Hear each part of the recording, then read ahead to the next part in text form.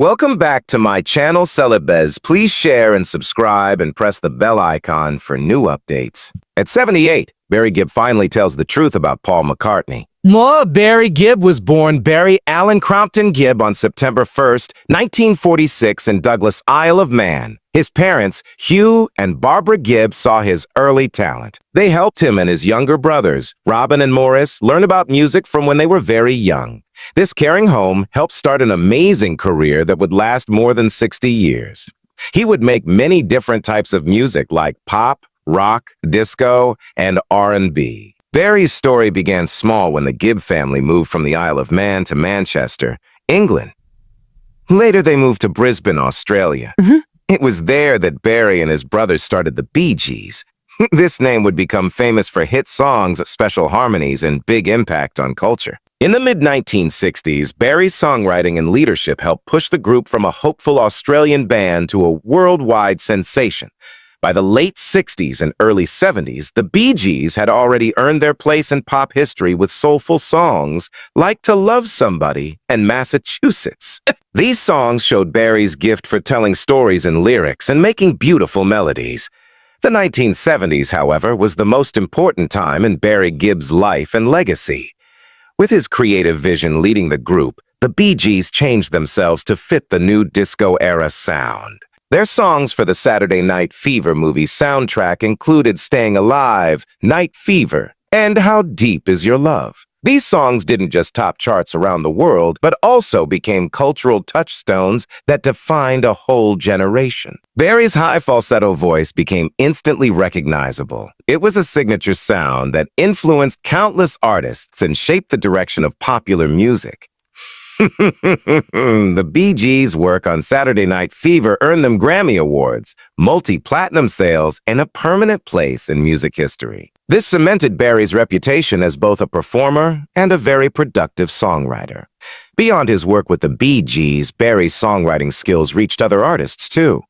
He wrote or helped write hits for many different performers. He wrote for Barbra Streisand's Woman in Love, Diana Ross's Chain Reaction, Kenny Rogers and Dolly Parton's Islands in the Stream, and Celine Dion's Immortality. His ability to create timeless melodies paired with heartfelt and relatable lyrics shows his deep understanding of human emotion in music. Barry has written or helped write over 1,000 songs. This makes him one of the most successful and respected songwriters in history. Yet Barry Gibb's story is not just one of chart-topping success. It is also one of strength, dedication, and lasting love for family. The Bee Gees went through personal and professional hardship. This included changing musical trends, media backlash during the disco demolition era, and the heartbreaking loss of Barry's brothers. Andy died in 1988, Morris in 2003, and Robin in 2012. Each death was a deep personal tragedy for Barry, yet he continued to honor their memory through his music. He carried the Bee Gees' legacy forward with grace and humility. His solo projects, such as the 2016 album In the Now, show both his continued passion for songwriting and his emotional depth.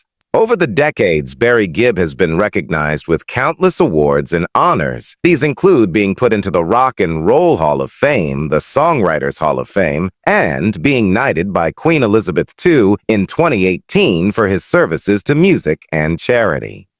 These awards, while prestigious, only scratch the surface of the impact he has had on the music industry and on fans around the world. As a tribute, Barry Gibb's life can be seen as proof of the lasting power of music to connect hearts across cultures and generations. His songs have been the soundtrack to countless love stories, celebrations, and moments of reflection. Whether through the infectious energy of You Should Be Dancing, the soulful intimacy of words, or the bittersweet beauty of Too Much Heaven, Barry has given the world music that goes beyond time and genre. His legacy is not just in the records sold or awards won, but in the emotional mark he has left on millions of listeners. Barry Gibb's personal life has been marked by both early romantic beginnings and a long-lasting, devoted marriage. His first marriage happened when he was still a teenager, just 19 years old. On August 22, 1966, at the height of the Bee Gees' early fame in the United Kingdom, he married Maureen Bates. She was a young woman who was part of his social circle at the time. This union, however, was brief. Although they initially shared a home together, their time as husband and wife was short-lived. The demands of Gibb's growing music career involved constant touring, recording, and media attention. This may have put strain on the relationship. After living together for only a short period, the couple separated. Their marriage officially ended in divorce in July 1970, less than 4 years after they had wed. This early chapter in Gibb's personal life closed quietly. It paved the way for a far more lasting relationship that would soon follow. During this same period, Barry Gibb's fame continued to grow. His work frequently brought him into contact with celebrities and public figures. While taping an episode of the BBC legendary music program Top of the Pops in London, one of Britain's most influential pop music showcases of the era, Gibb happened to meet a woman who would change the course of his life. Her name was Linda Gray. Gray was a striking and elegant woman who had been crowned Miss Edinburgh. This gave her some recognition in British society. Their meeting was one of those lucky moments that feel almost like a movie. It happened in a setting surrounded by music, lights, and the energy of the pop culture scene of the late 1960s. Their relationship grew quickly, and within months they decided to marry. On September 1st, 1970, a date that held special meaning because it was also Barry Gibb's 24th birthday, the couple exchanged vows. This marriage would prove to be one of the most lasting in the entertainment world. It stands as proof of their mutual respect, shared values, and deep emotional bond. Over the years, Barry and Linda built a strong family together. They raised 5 children: Stephen, Ashley, Travis, Michael, and Alexandra.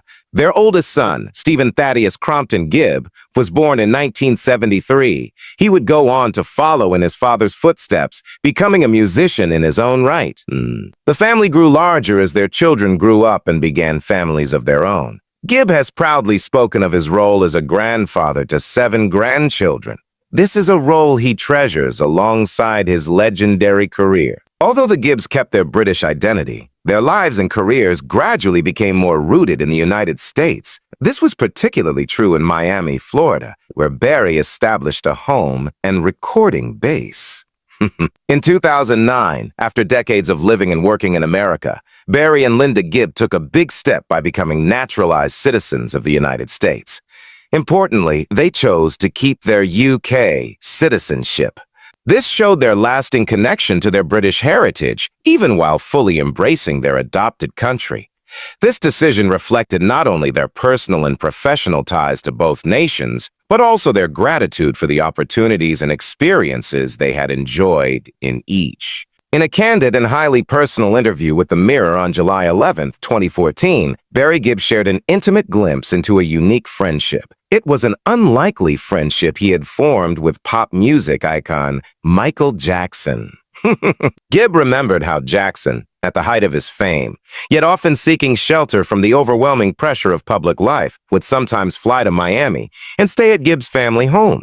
Rather than living in the public eye, Jackson found comfort in the home setting of Barry's house. The atmosphere was far removed from the chaos of screaming fans and relentless paparazzi. Gibb painted a clear picture of Jackson's quirky sense of humor.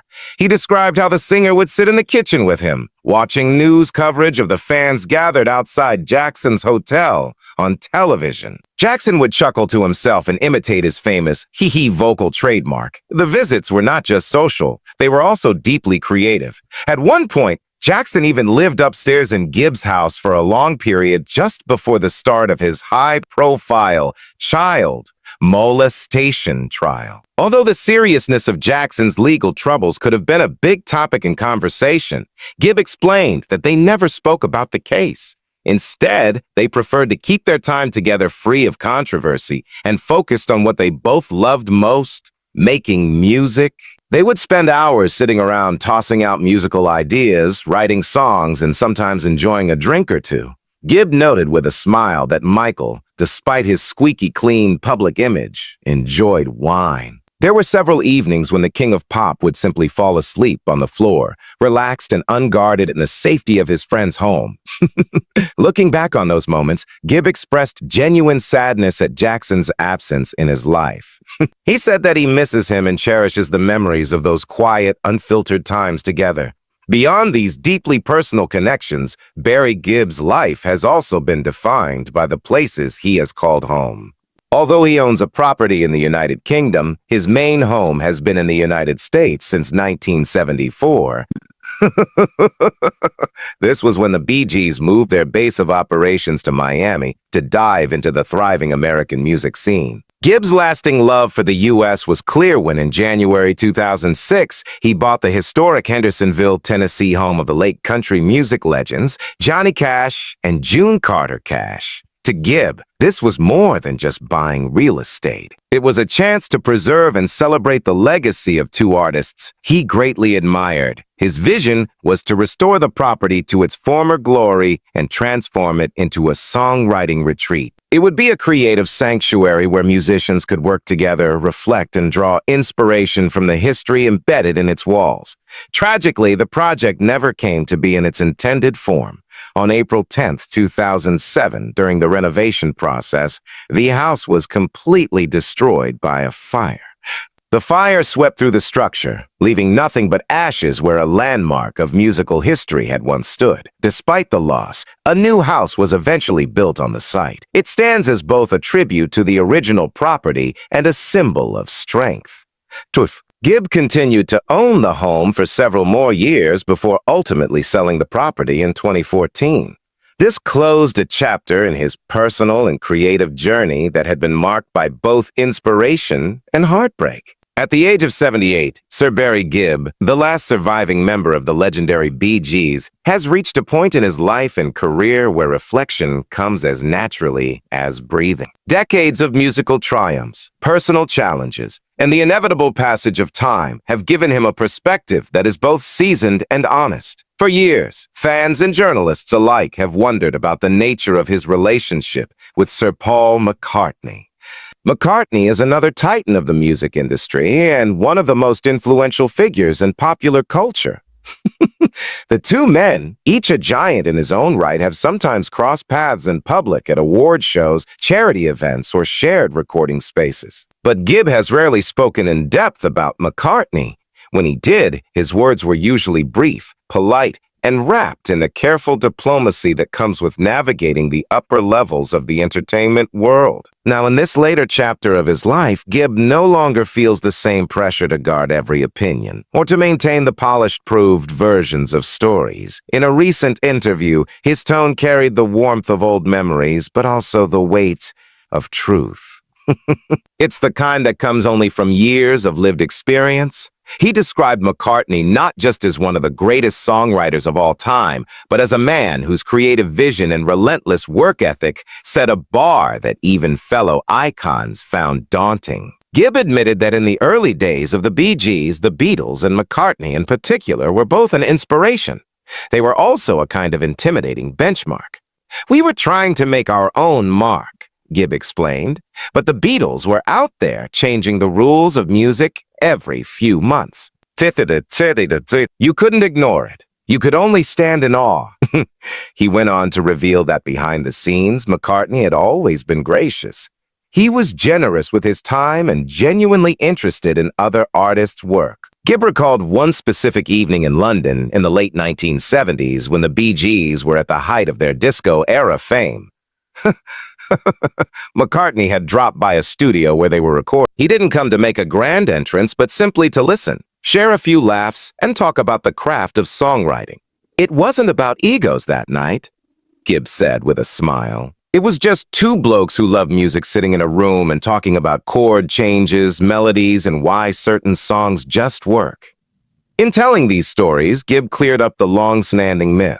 There was no rivalry or tension between the Bee Gees and the Beatles. He acknowledged that while comparisons were unavoidable, both bands being British-born, harmony-driven, and wildly successful, The truth was far simpler and far warmer. There was mutual respect, a shared understanding of the pressures that come with fame, and an unspoken friendship among those who have known both the dizzying heights of adulation and the heavy burden of expectation. For Barry Gibb, speaking openly now is about more than just setting the record straight.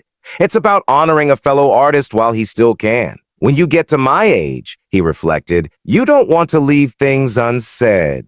Paul has been a part of the soundtrack of my life, and I'd like to think we've been a part of his in some small way. I just want people to know he's as real and kind as they come, and he still plays a mean bass. By choosing this moment to share the unvarnished truth, Gibb has given fans an intimate glimpse. It's a friendship forged not by constant closeness, but by shared history, mutual admiration, and a deep, abiding love for the craft of music.